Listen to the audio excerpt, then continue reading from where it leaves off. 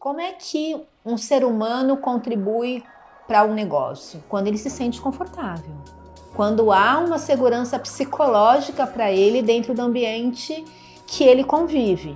Quanto mais eu ia caminhando, o que eu sentia é que, como eu era diferente daquelas pessoas, havia uma curiosidade de saber até onde ela vai. Por isso que eu falo, o que eu faço hoje é para dizer para essas mulheres que se parecem comigo que não precisa ser dessa forma.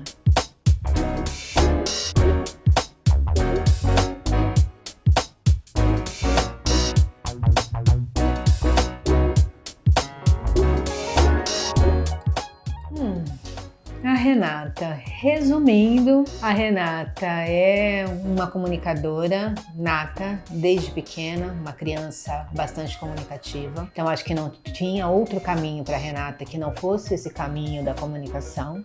Há 25 anos eu estou nesse mercado corporativo de comunicação e hoje a Renata é uma comunicadora que juntou o prazer que ela tem com a comunicação com um propósito de vida bem próximo à minha essência, à minha origem. Então hoje eu trabalho comunicação humanizada e inclusiva, justamente para dar oportunidade e tornar a comunicação mais plural para pessoas que se pareçam comigo, principalmente mulheres negras e, claro, outros grupos de pessoas que foram minorizadas no que a gente conhece como comunicação há muito tempo.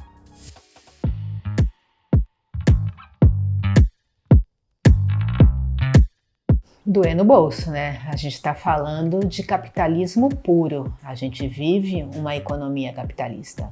Então, divã, a gente já tinha passado, todas as pessoas já sabiam qual era a problemática, mas ela se torna mais evidente quando ela começa a doer no bolso, principalmente das empresas, das corporações que estão sendo muito cobradas por investidores, então nada mais é do que bolso.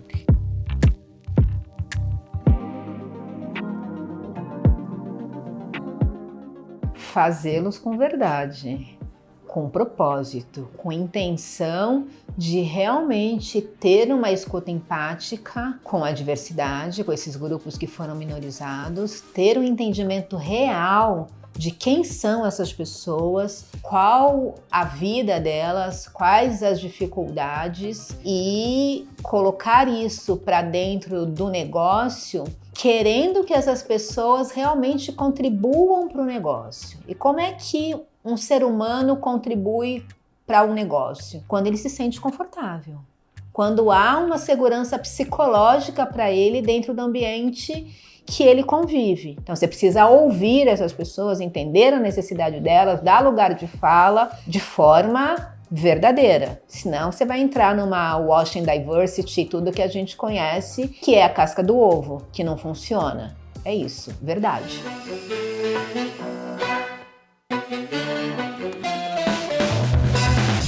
Sim. E assim, a primeira coisa que eu vi foi essa brincadeira que vocês tiveram. E como eu gostava da Hebe, né? Como comunicadora, não tem comunicadora que não goste da Hebe, achei uma gracinha. E eu tenho um sofá predileto, sim, é o sofá do meu próprio living. Eu adoro receber pessoas, é uma característica minha que eu tenho. Então eu tenho um sofá queridinho lá para receber as pessoas em casa, conversar, colocar a conversa em dia. Então hoje é o meu sofá predileto, da minha residência mesmo.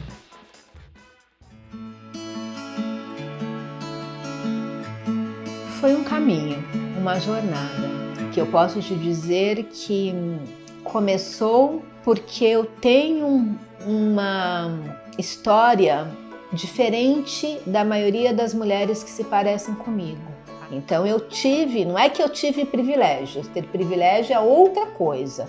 Eu tive os meus direitos básicos assegurados, que são direito à educação, à saúde, à alimentação, a coisas que qualquer ser humano deveria ter. Então eu tive esses direitos básicos assegurados. E aí tem uma parte nessa trajetória de chegar à liderança que é uma parte curiosa, que quanto mais eu ia caminhando, o que eu sentia é que, como eu era diferente daquelas pessoas, havia uma curiosidade de saber até onde ela vai. As pessoas foram dando essas oportunidades.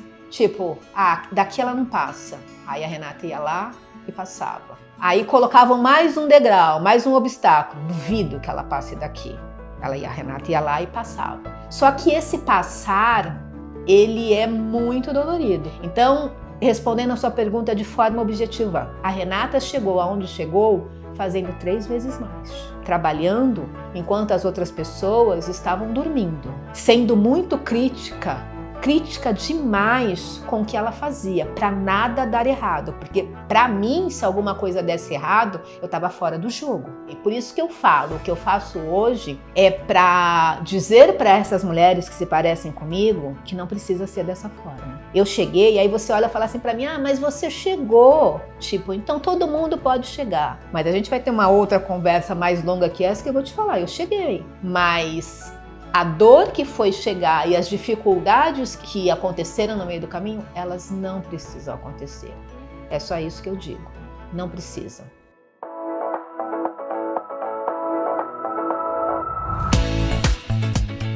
Isso é muito legal. Eu tenho a mensagem pronta. Eu quero que daqui 2000 anos alguém olhe essa gravação e fale: quem é essa louca falando de racismo, de diversidade e inclusão? Isso é uma coisa tão comum que isso não existe. A gente entende qualquer tipo de pessoa, racismo, eliminar uma pessoa da cadeia pela cor da pele. Existia isso há 2000 anos atrás. Precisava alguém chegar num programa e falar coisas básicas que a gente aprende desde o nosso nascimento, que estão no nosso DNA. Imagina! Nossa, como eles eram lá atrás, tinha uma louca que ia falar disso e falar que diversidade, inclusão e comunicação inclusiva era importante, que racismo não pode acontecer. Nossa, gente, realmente lá atrás eles não tinham noção do que eles estavam fazendo. Que bobagem! É isso que eu quero que aconteça. Que alguém olhe e fale: que bobagem!